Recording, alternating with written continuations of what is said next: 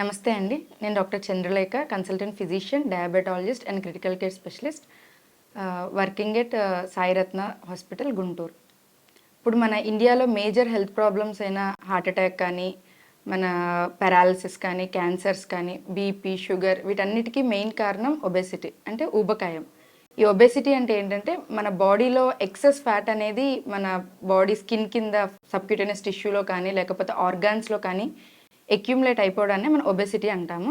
ఈ ఒబెసిటీని బిఎంఐ అంటే బాడీ మాస్ ఇండెక్స్, అంటే మన weight in kgs by height in metre square, అలా చేసినప్పుడు మనకు బిఎంఐ వాల్యూ వస్తుంది. అది నార్మల్గా 18 to 25 ఉంటే అది నార్మల్ బిఎంఐ.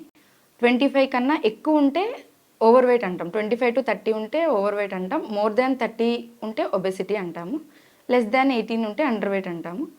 ఇప్పుడు రీసెంట్గా ఈ జనవరి 2025లో ఈ ఒబెసిటీని డెఫినిషన్ని రీమోడిఫై చేశారు. దీంట్లో ఓన్లీ బిఎంఏ కాకుండా మన అబ్డామినల్ ఒబెసిటీని కూడా కన్సిడర్ చేస్తూ waist circumference and hip by waste ratio ఇవన్నిటిని కన్సిడర్ చేసుకుంటూ మనకు ఒబెసిటీని అనేది డిఫైన్ చేశారు. మెయిన్ చైల్డ్హుడ్ ఒబెసిటీ అనేది ఇప్పుడు బాగా కామన్ అయిపోయింది. మెయిన్ పిల్లలు మేజర్గా హై క్యాలరీ ఇంటేక్ ఫుడ్స్ వల్ల కానీ, ఫిజికల్ యాక్టివిటీ తగ్గడం వల్ల కానీ ఈ చైల్డ్హుడ్ ఒబెసిటీ అనేది బాగా ఎక్కువైపోతుంది. మెయిన్గా హై క్యాలరీ డైట్ అంటే మెయిన్గా ఈ జంక్ ఫుడ్, పిజ్జాస్, బర్గర్స్ కానీ ఈ హై క్యాలరీ డైట్ ఫుడ్స్ ఇవి తీసుకోవడం వల్ల, అండ్ పిల్లల్లో ఇప్పుడు అందరూ మెయిన్ ఈ వీడియో గేమ్స్, టీవీస్ కాకుండా బయట అవుట్డోర్ గేమ్స్ కూడా ఆడాలి. అవి అన్నీ తగ్గిపోవడం వల్ల చైల్డ్హుడ్ ఒబెసిటీ అనేది బాగా ఎక్కువైపోయింది. చైల్డ్హుడ్ ఒబెసిటీ ఎక్కువ అవ్వడం వల్ల అడల్ట్స్లో కూడా ఒబెసిటీ వచ్చే ఛాన్సెస్ ఎక్కువగా ఉంటుంది. వాళ్ళల్లో ఒబెసిటీ కాంప్లికేషన్ రిస్క్ అనేది కూడా పెరుగుతుంది. అండ్ ఇంకా మన హార్మోనల్ ప్రాబ్లమ్స్ ఉంటాయి. థైరాయిడ్ హార్మోన్, టీఎస్హెచ్ డెఫిషియన్సీ అయినా, కొన్ని ఎడ్రినల్ గ్లాండ్ ప్రాబ్లమ్స్ ఉంటాయి.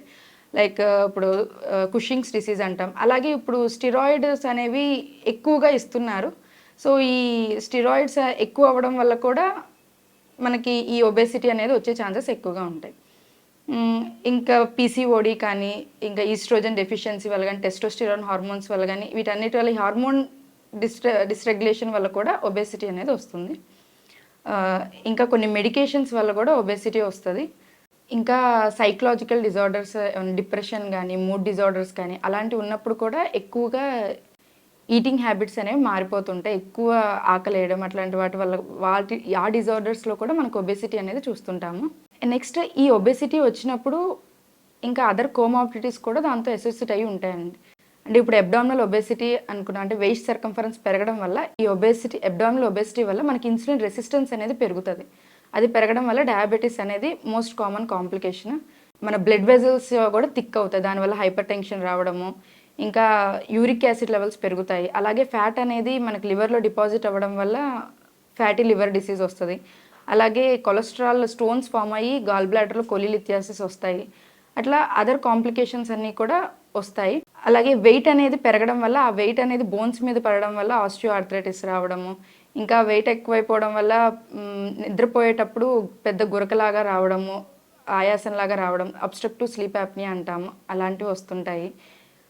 ఇంకా మన స్టమక్లో కొన్ని స్ఫింక్టర్స్ అనేవి ఒబెసిటీలో రిలాక్స్ అవుతాయి. దానివల్ల గ్యాస్ట్రైటిస్ ప్రాబ్లమ్, జీఆర్డీ డిసీజెస్ ఇట్లాంటివన్నీ వస్తుంటాయి. సో ఎనీ పేషెంట్ ఎవరైనా సరే ఒబెసిటీతో వచ్చినప్పుడు ఫస్ట్ మనం ఈ కాజెస్ అన్నిటినీ చూసుకోవాలి. ఆ తర్వాత ఈ టెస్ట్లన్నీ చేసుకొని, ఈ హార్మోన్ రిలేటెడ్ ఇవన్నీ ఉన్నాయా లేదా చూసుకొని, నెక్స్ట్ ఈ కాంప్లికేషన్స్ ఏమైనా ఉన్నాయా అన్నీ చూసుకొని దానికి తగ్గట్టు ట్రీట్మెంట్ ఇచ్చుకొని ఆ తర్వాత మనం వెయిట్ రిడక్షన్ అనేది చేయాలి. సో ఒబెసిటీ ఉన్నవాళ్ళు ఒకసారి ఎవరైనా సాయిరత్న హాస్పిటల్కి మన దగ్గరికి వస్తే మనం ఇలా హార్మోన్ టెస్ట్లు అన్నీ చేసి కాంప్లికేషన్స్ ఏమైనా ఉంటే ముందు వాటిని ఎవాల్యుయేట్ చేసుకొని మెటబాలికల్గా మనం ముందు స్టెబిలైజ్ చేసుకోవాలి. చేసుకున్న తర్వాత మనం వెయిట్ రిడక్షన్ కూడా చేసుకోవాలి.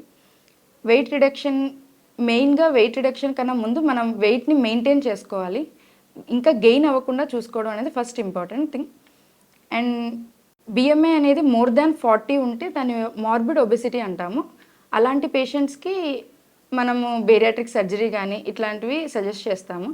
అలా కాకుండా బిఎంఐ అనేది ఒక 35 to 40 ఉన్నప్పుడు విత్ కాంప్లికేషన్స్ ఏమన్నా, ఈ డయాబెటీస్ కానీ, హైపర్ టెన్షన్ కానీ ఏమన్నా అదర్ కాంప్లికేషన్స్ ఉన్నప్పుడు మనం ఈ బేరియాట్రిక్ సర్జరీ వాళ్ళకు కూడా సజెస్ట్ చేయొచ్చు. దాంతోపాటు వెయిట్ లోవరింగ్ డ్రగ్స్ ఉంటాయి, ఒర్లిస్టెడ్ అలాంటివి ఇస్తుంటాము.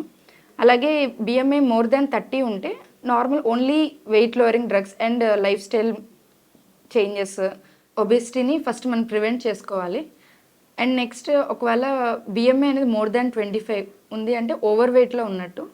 అప్పుడు కంపల్సరీగా మెడికల్ డైట్ ఉంటుంది, అంటే బ్యాలెన్స్డ్ డైట్, కార్బోహైడ్రేట్స్ ఒక 60%, ఫ్యాట్ ఒక 20%, ప్రోటీన్స్ ఒక 20% అండ్ అదర్ మైక్రోన్యూట్రియంట్స్ యాడ్ అయి ఉన్న డైట్ అనేది తీసుకోవాలి.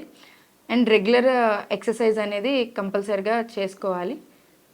దాంతో ఓవర్ వెయిట్ని రెడ్యూస్ చేసుకోవాలి. వెయిట్ లాస్ అనేది జనరల్గా 0.5 to 1 kg per week weight loss అయితే అది గుడ్ వెయిట్ లాస్ అయినట్టు. అలా చూసుకుంటూ మనం వెయిట్ లాస్ అనేది స్లోగా రెడ్యూస్ అవ్వాలి. ఒకవేళ బిఎంఐ అనేది మోర్ దాన్ 30 ఉన్నట్లయితే ఒబేసిటీ ఉన్నట్లు. సో వెయిట్ లోవరింగ్ డ్రగ్స్ కూడా స్టార్ట్ చేసుకుంటూ వీటితో పాటు దాన్ని కూడా స్టార్ట్ చేసుకుంటూ మనం వెయిట్ అనేది చిన్నగా రెడ్యూస్ చేసుకోవాలి.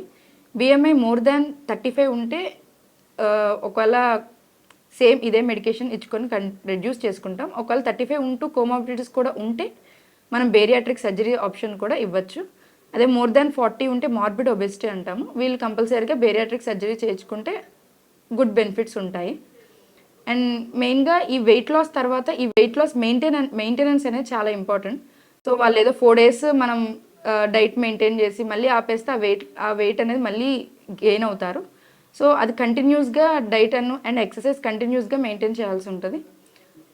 సో ఒబేసిటీ ఉన్న వాళ్ళు ఎవరైనా సరే ఆ ఒబేసిటీ అనేది కూడా ఒక డిసీజ్. సో దాన్ని మనం నెగ్లెక్ట్ చేయకుండా ఎర్లీ స్టేజెస్లోనే, అంటే ఓవర్ వెయిట్లో అలాగానే లేకపోతే ఒబేసిటీ వస్తున్నప్పుడు అనిపించినప్పుడు వెంటనే మీరు కన్సల్ట్ అయ్యి ఒబేసిటీ ఎందుకు వస్తుందో మనం ముందు కాజ్ని ఎవాల్యుయేట్ చేసుకుంటూ దానికి తగ్గ మెడికేషన్స్ తీసుకొని, అలాగే కోమార్బిడిటీస్ ఏమైనా ఉంటే దాన్ని కూడా ట్రీట్ చేసుకొని మనం హెల్దీగా వెయిట్ లాస్ అవుతూ మెటబాలిక్గా ఫిట్గా ఉండేటట్లు అందరూ చూసుకోవాలని కోరుకుంటున్నాను.